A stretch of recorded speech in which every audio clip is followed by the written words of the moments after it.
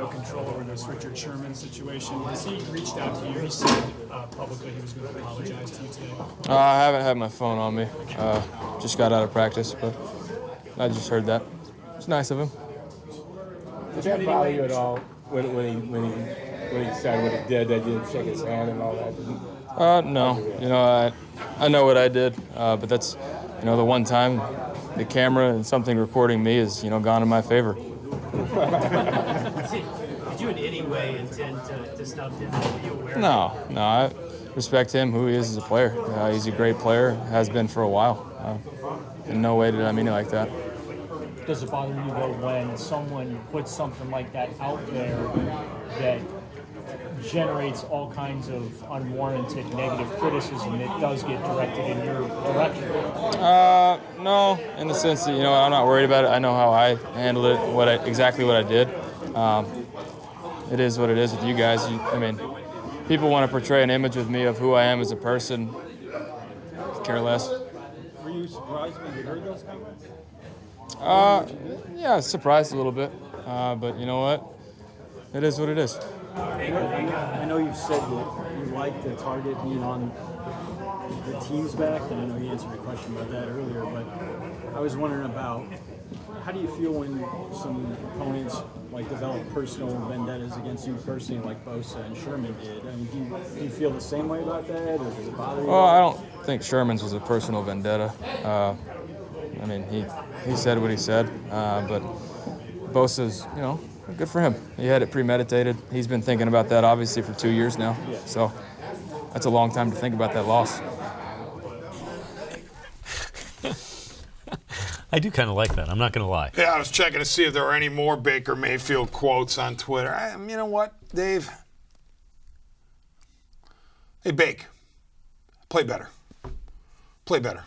I couldn't care less about this or that. And I know he could say, well, I'm not generating this stuff. Sherman generated a faux controversy, a pseudo-controversy. Bosa was the one who was doing all the flag planting, fake flag planting, running the junk after the game. But, Bake, just play better. And guess what? They have no legs to stand on. You don't have to answer any of these questions.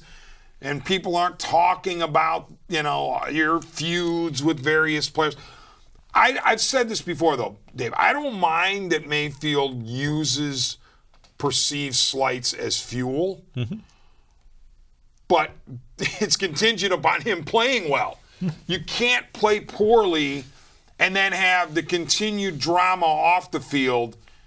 Couldn't care less. Bottom line, 8 of 22 for 100 yards. Yep. That's unacceptable. Yeah, and you know what?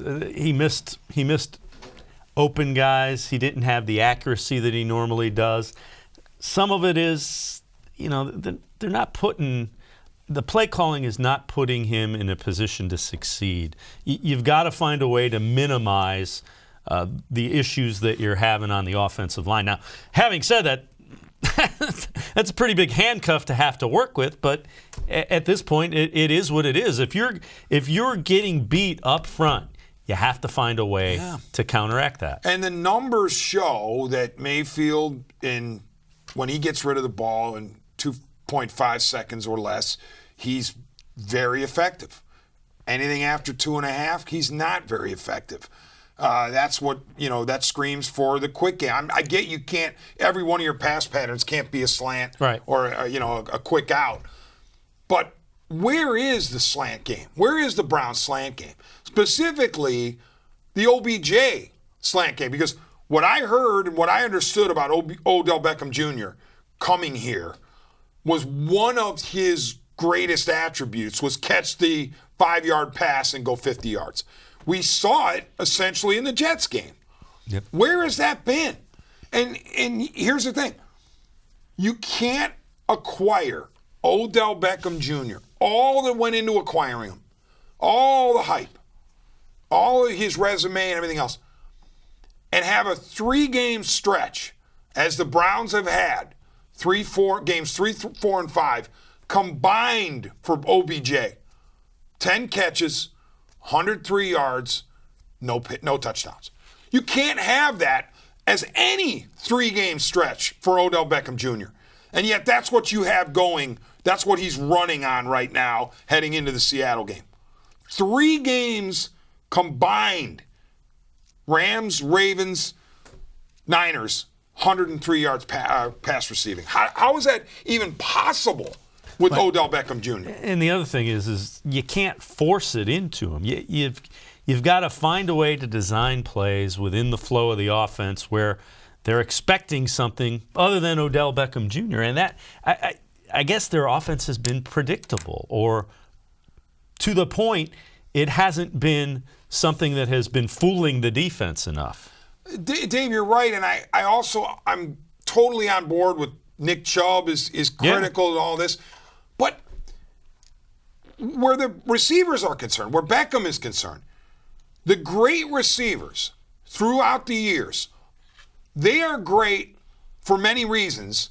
One of them is they're able to beat the double teams.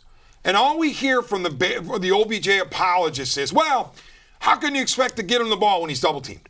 That's funny. It doesn't stop any of the other star receivers. And guess what? It didn't stop the Giants and broken down Eli from getting the ball to Beckham. When he was with the Giants, double teams didn't stop him.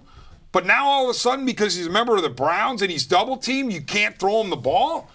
You have to figure out ways to get Beckham the ball without overtly force feeding him.